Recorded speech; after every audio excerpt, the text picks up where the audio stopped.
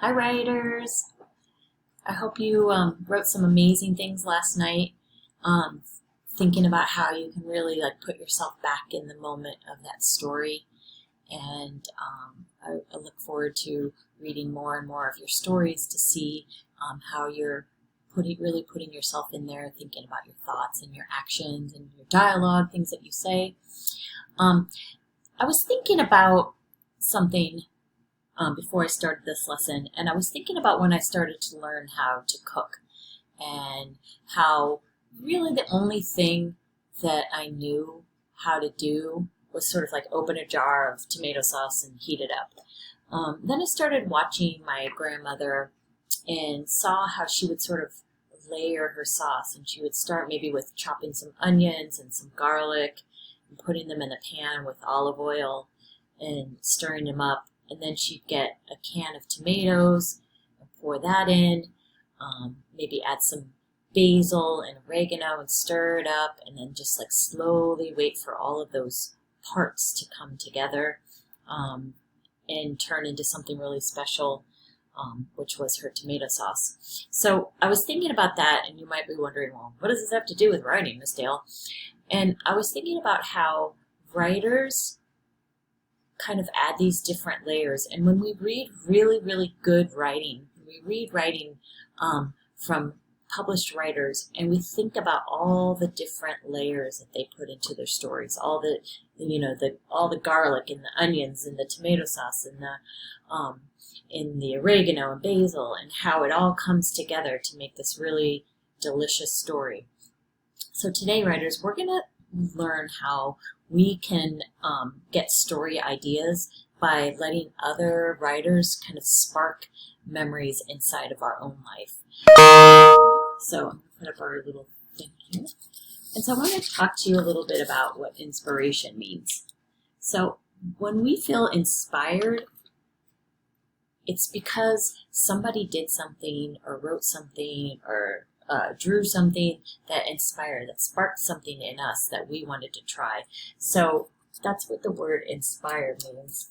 And when we're generating ideas for our stories, we can get inspired by what other writers have written. So I'm going to read a little story today. It's just a little story by Eloise Greenfield, who's a really amazing writer.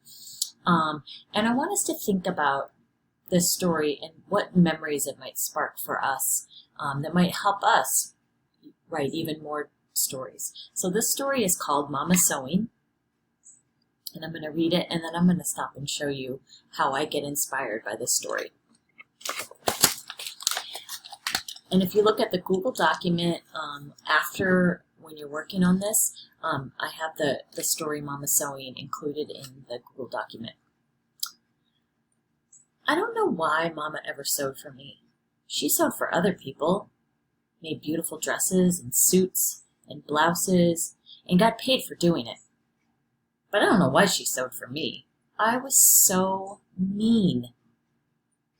It was all right in the days when she had to make my dresses a little longer in the front than the back to make up for the way I stood, with my legs pushed back and my stomach stuck out.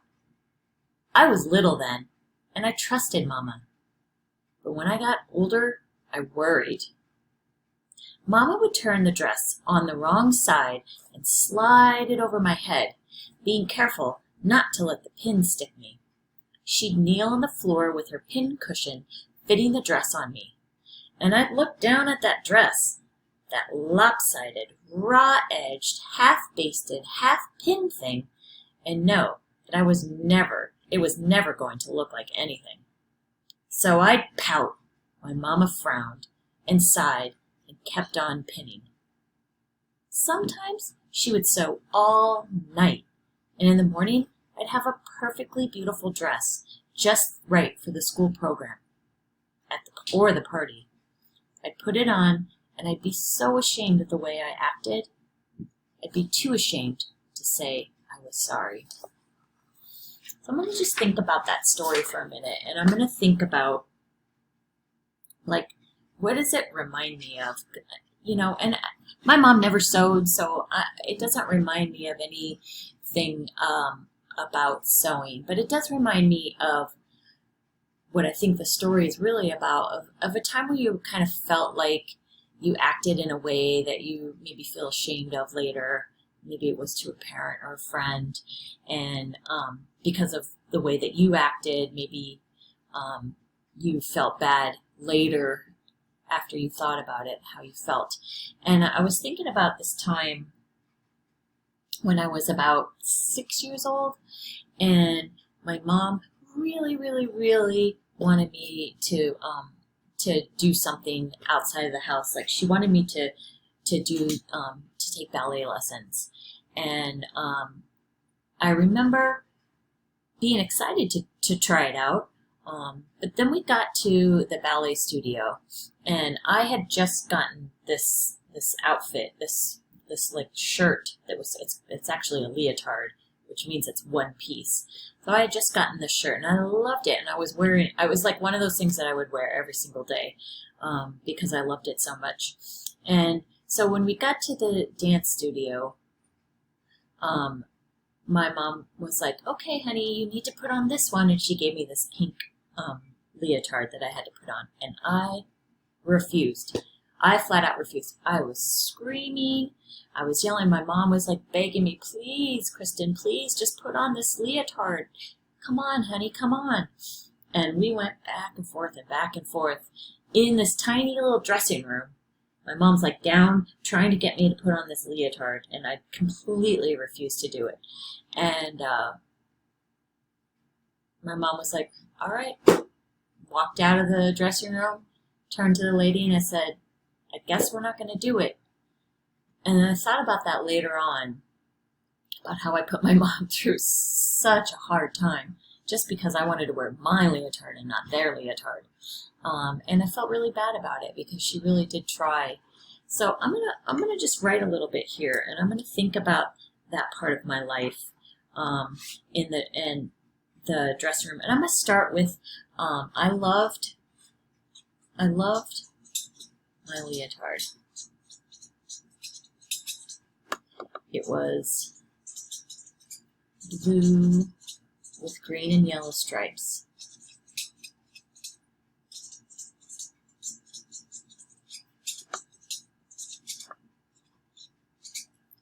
It made me feel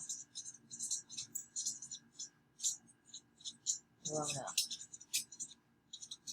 Okay, so I loved my leotard. It was blue with green and yellow stripes. It made me feel grown up. One day, my mom surprised me.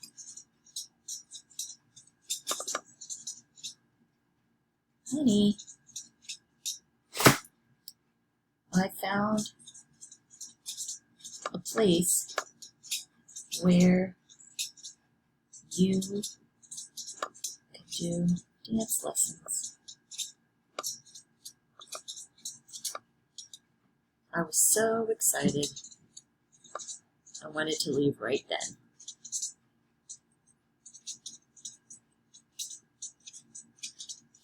Okay, so I'm going to read what I have and add on a little bit so that I don't take up all the time with my writing.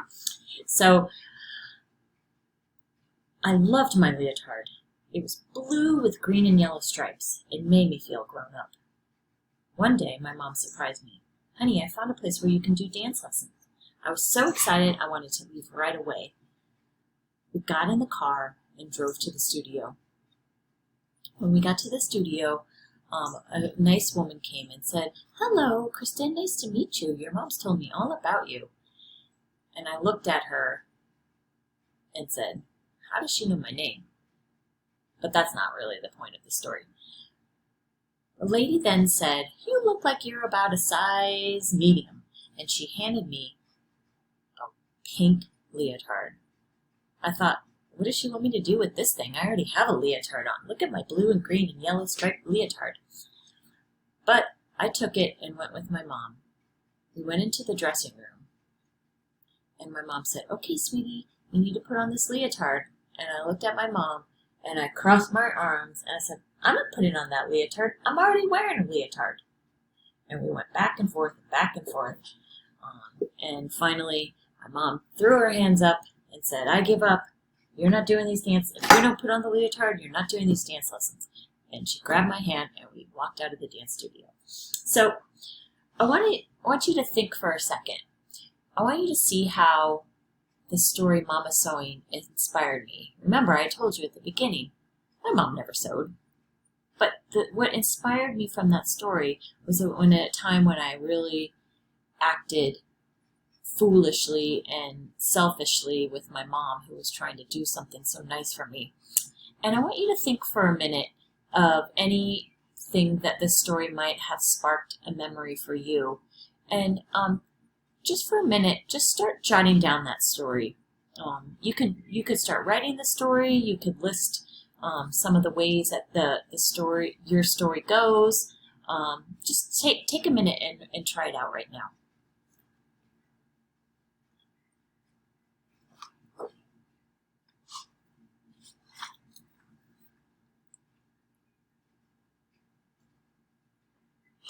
I'm going to read the story one more time just so you kind of make sure that you have it. And remember, it's also on the Google document if you want to read it again. I don't know why Mama ever sewed for me. She sewed for other people, made beautiful dresses and suits and blouses, and got paid for doing it. But I don't know why she sewed for me. I was so mean. It was all right in the days when she had to make my dresses a little longer in the front than in the back to make up for the way I stood, with my legs pushed back and my stomach stuck out. I was little then, and I trusted Mama. But when I got older, I worried. Mama would turn the dress on the wrong side and slide it over my head, being careful not to let the pin stick me.